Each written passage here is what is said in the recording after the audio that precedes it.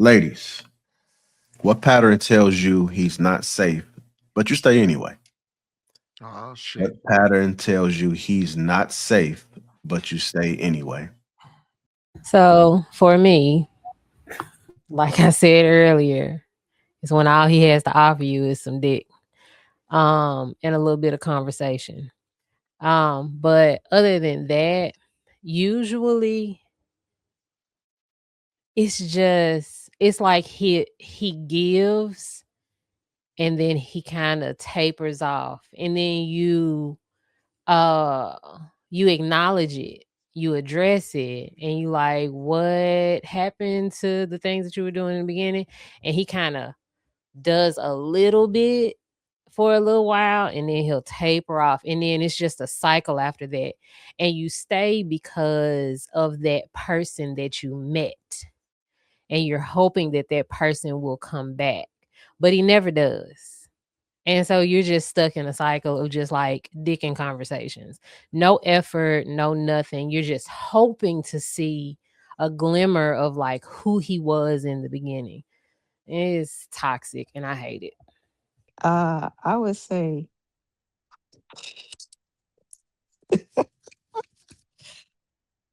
for me to be able to stick around a guy and put up, not even put up, but actually be able to deal with you, that means you have all the tools that come with being a really good guy, but you don't know how to there's some things that you don't know how to do. Like let's say you don't know how to fix a car, or you don't know about HVAC work, or that you could be a little sharper in your speech. There's just like little tweaks on you that need to be sharpened up.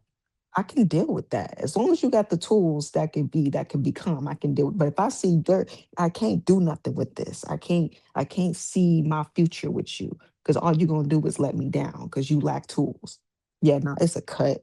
It's a cut. I can't deal with no insufficient man. But as long as you got the tools, then all I gotta do is introduce you to the right people to sharpen you up and put you in the best position to be the best for me. That's how I look at it. And how much time you got to get together? How much time you giving him?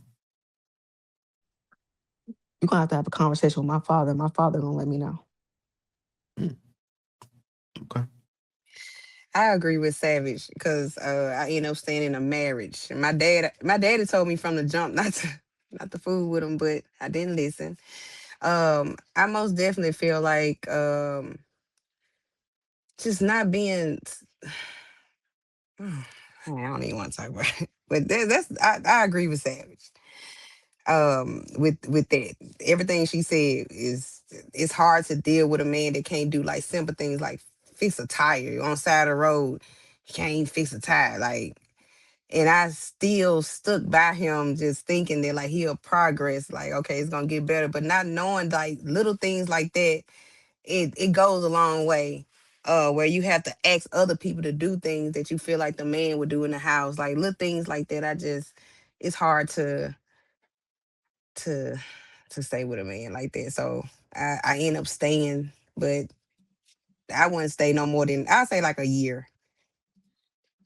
I feel like if he don't progress within like a year, then I think I leave. But I end up staying 7 years. So yeah. Boy, y'all can never say we don't know y'all. Um, I don't know. This Never is say that. hard.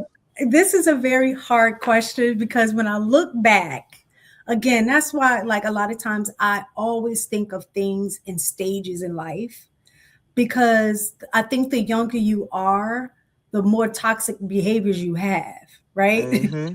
So that's kind of where I'm like, I look back and I'm like, dang, it was a whole lot of red flags early on. But I think that that's what, when people are talking about building, like, oh, women don't know how to build with men or vice versa. I think that is also a part of building. It doesn't necessarily have to be about wealth, but it is about building you as a person. So I'm like, certain things that my husband displayed or versus I displayed when we first met, I would say it was toxic, but we both stuck around because it was something beyond just those things that kept us intrigued with each other, right? But I would say if I had to say something, but I would say inconsistency might be a red flag. But like I'm just trying to think early on inconsistency, but he was so fine. So I would go that way anywhere. And like they said, like you could be if you're physically attracted, some of that stuff. I mean, he was just the best partner I've ever had. Like in any of those kind of things, being young, you really don't have much to compare things to, right? So the inconsistency, I would say, would be one where one day I felt like I was that chick, but then the next day it was like, well, I really didn't want to be in a relationship, but I'm thinking, I stick around long enough, he'll change his mind. You know what I'm saying? Like that kind of stuff. But I think that's a level of immaturity, right? But then as we matured in our relationship, I think a lot of what I had saw red flags earlier was just the process of being immature and then trying to grow. So when y'all are saying, oh, all of these patterns, if you see, you just need to cut somebody off, you won't end up with anybody because people are going to make mistakes as they grow and change. So that, yeah. JR, I got a question. What was the original question? The original question was for the women. Oh, you Yeah. talking to me? No, for the women. What pattern tells you he's not safe, but you stay anyway? Oh, okay. Never mind. That's a different question. Okay. I was about to say something. What? Everybody didn't go yet, right? Because I had a question, but I wanted to. Not a question, but did everybody go yet or no? I'm not ladies sure. went? I don't think Shan want to say Shan that. go? Shan didn't go. I mean, I don't go around people. I don't feel if I don't feel safe around you, I ain't about to be around you. So I don't know about that one. I took the word safe as safe. But I mean, if you're talking about what will make me not want to be with him has nothing to do with safety, then maybe that's a little different, I guess. I don't want to jump off the subject, but safety. Are you referring physical safety? Because it could be safety emotionally, mentally. No, because women always when women say they feel safe, they always talk about something else, not just So security. so safety. I guess if he cheats a lot, that could be safety, right? I want to know that my emotions, my heart is safe with you. Or let's just say if he cheats and he's not using a condom, that's safety, right? So I wouldn't want to be around a person like that.